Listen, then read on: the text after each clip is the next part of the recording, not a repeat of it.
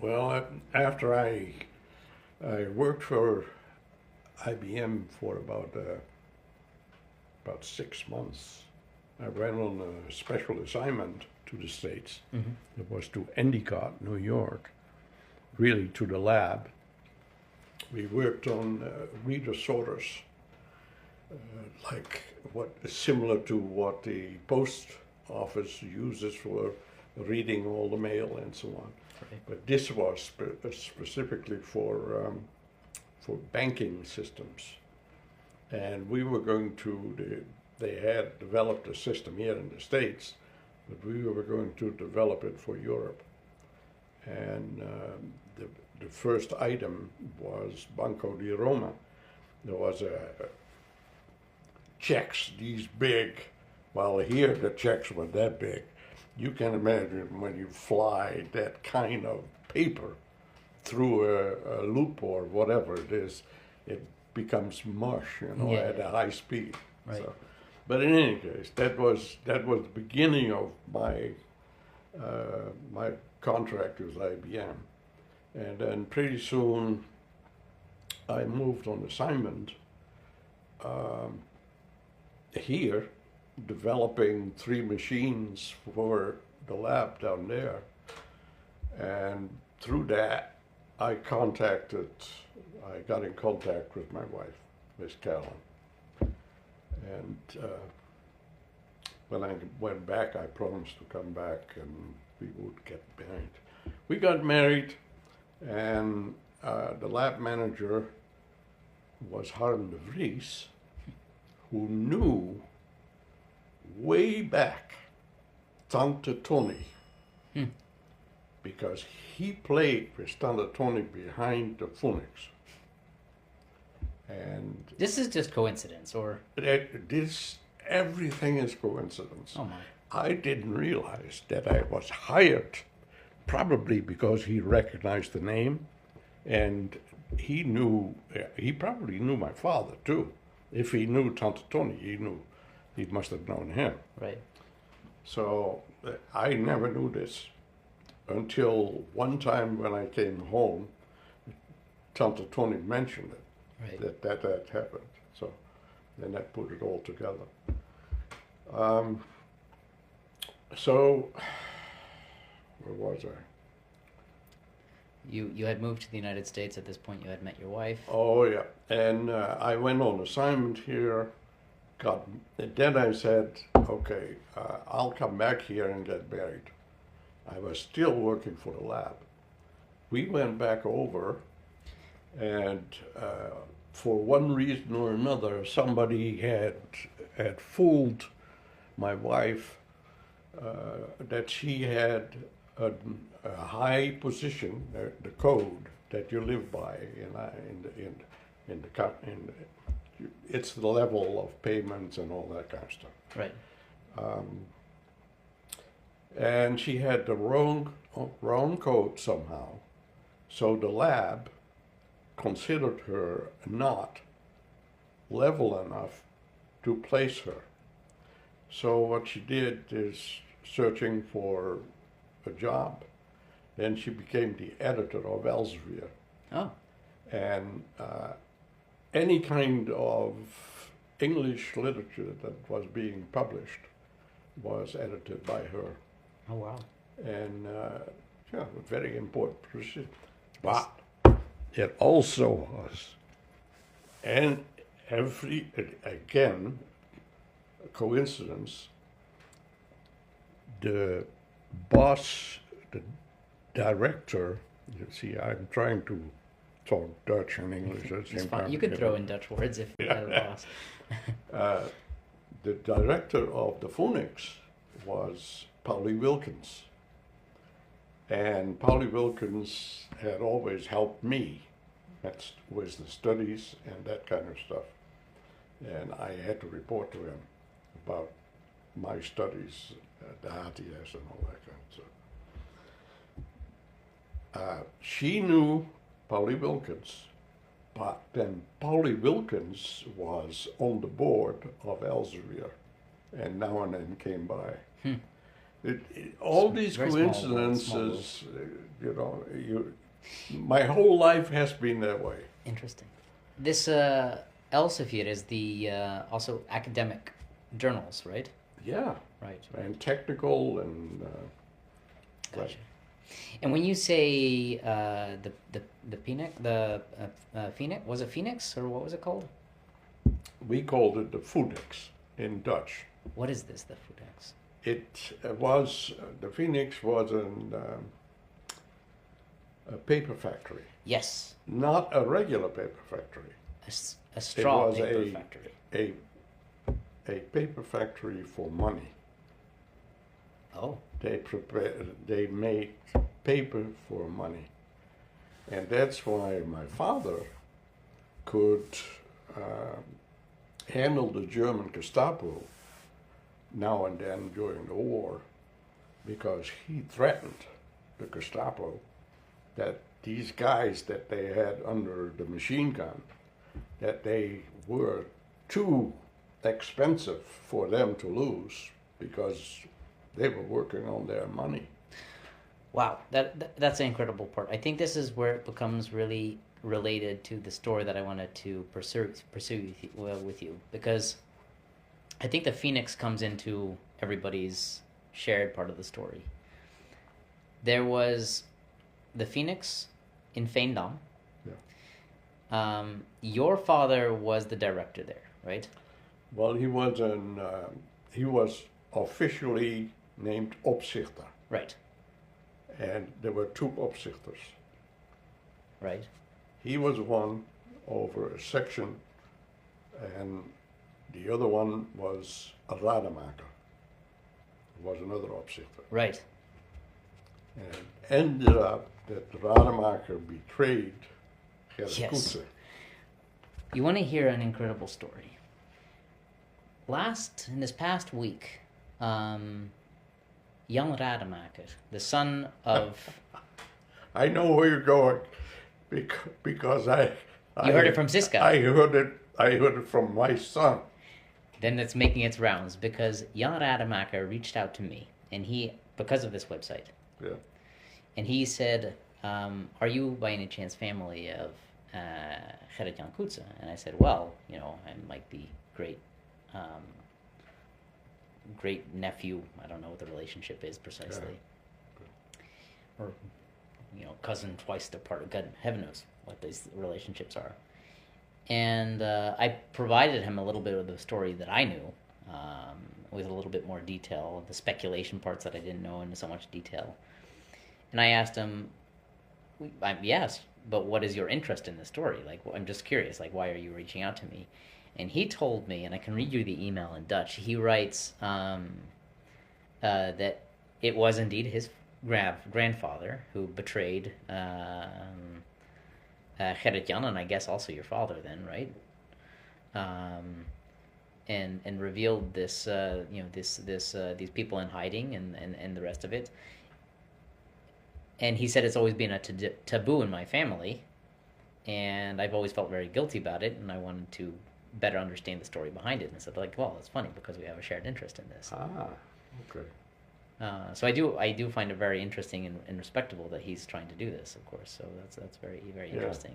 Even though of course he has no reason to apologize or whatnot for it. He had no involvement in the whole thing. So, and then also I chatted briefly with Siska about it. I said, look, this is the story, and what do you remember of this story, right?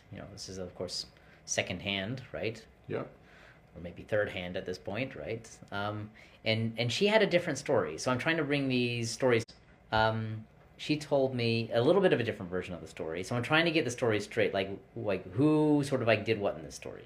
What I heard is that also based on, from the National Archive, the actual slip of paper that says what he was charged for, right? Gerrit Jan Koetse, when he was sent to Neuengamme in Hamburg. Mm-hmm.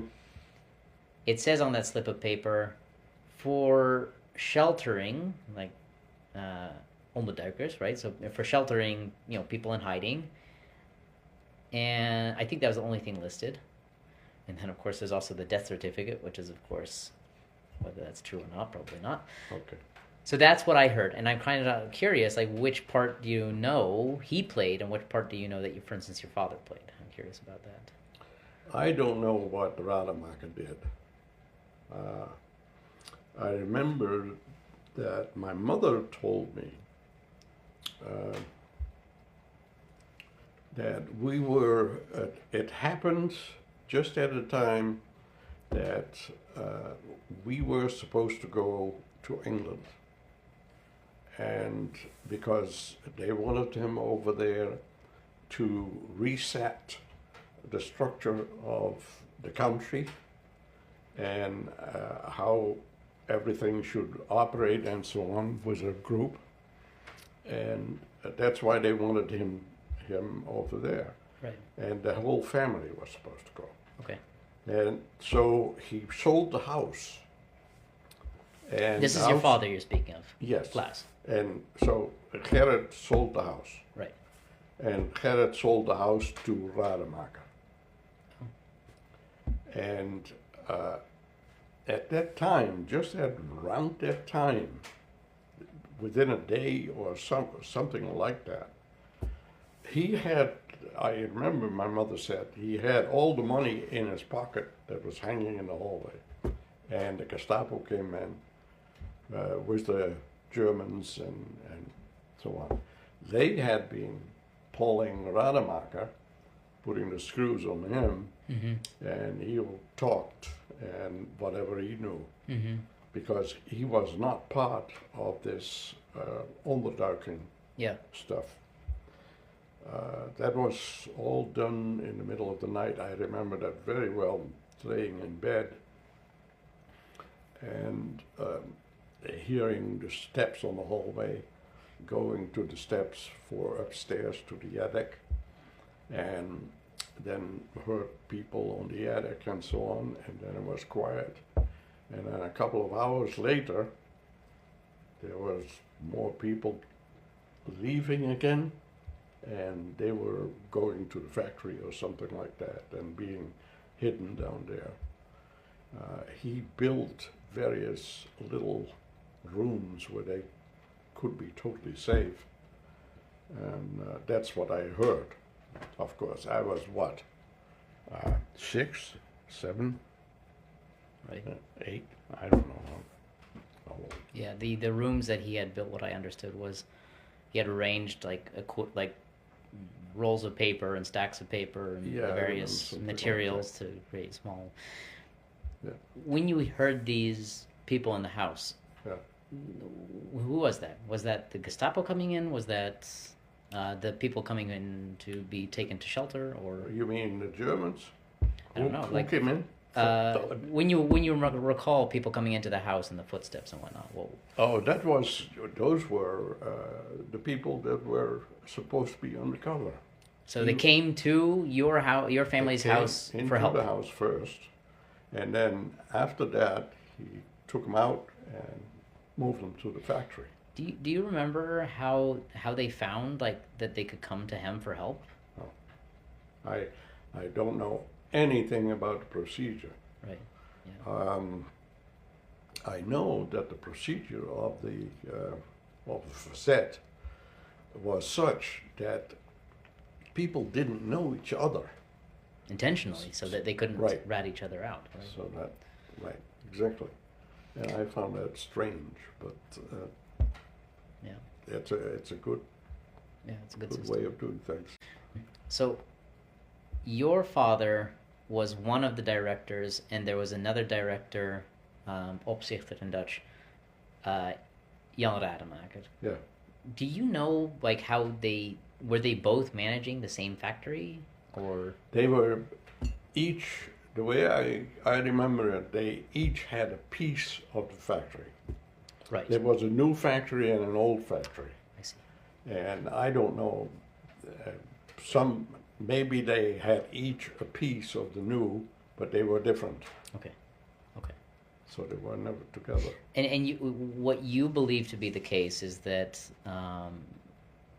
that probably the Gestapo suspected that there was something happening found Jan Rademacher, put some pressure on him, and he spilled the beans. You know how these things go. Yeah. Somebody talks something, somebody picks something up, sleeps with a German or something like that, a German officer. He picks it up, and he starts to investigate. Right.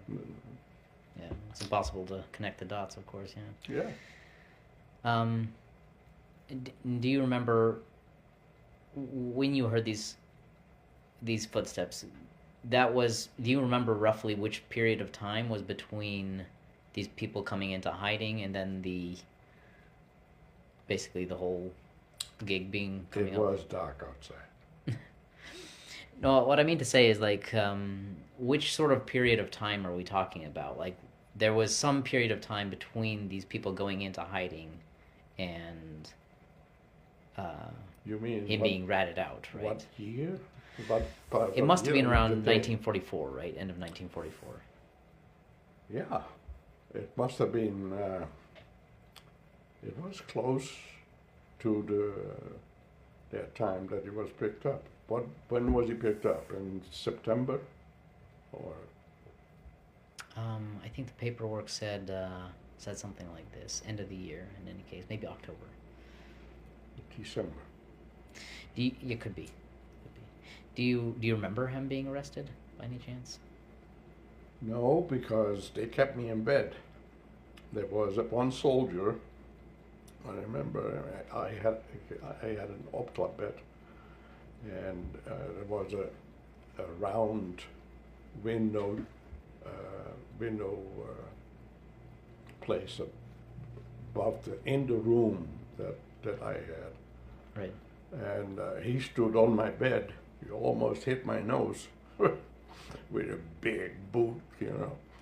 And these boots are big when you're 6 years old. Yeah. Right. But he had to look through the window to see if there was anything in the window. I don't know if they found anything upstairs. I remember playing up in the attic and finding guns. I found a little pistol and a big pistol, bigger pistol, and there was a gun. There was a rifle, long gun. I think it was a shotgun. I see. With silver on it. My mother said they had obtained that from a Belgian baroness. And and then the next time that I came up there, everything was gone, wasn't there. But I don't know if the Germans, when they came in, whether they found anything. I remember that my windbugs, there was a little windbugs. Like a BB gun. Yeah, BB gun.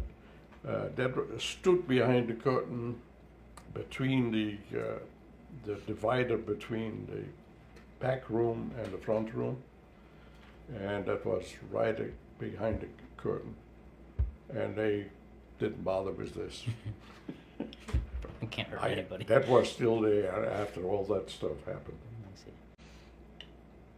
Do you think that these weapons were there for the resistance? I don't know. I think that silver, the shotgun, that was his, because he hunted. And because he was so small, he was lost many times, because they went through the areas where there were a lot of holes, and, you know, his height and so on was something that worked against him, because he got lost. Nobody could see him anymore, let's say it that way. But otherwise, I don't know about not the revolver, the pistols. Mm-hmm. I have no idea I see. where they came from or where they went to. But and if we go back to the these people that were in hiding, there's a version of the story that I've heard from somebody I don't know. It's just a recollection of somebody who had posted this on Facebook of all places. So this is funny, but they tell a story where they said that they recalled that Gerrit had sheltered both Jews and British pilots. Have you ever heard something like this? I thought they were all Jews. I see. I don't, because of what I picked up from the words from my mother one time. So I thought they were all of them were Jews. But it is possible that he had British pilots in there. Yeah. I see. And do you know how many people it might have been? Okay. I have no idea. Was this ever spoken about in your family? No. My mother, see, that's one of the problems. And the last time that we were together, really, and she was still very alert, we talked about it, and she said, yeah, but I said, why didn't you ever tell us about these things? Right.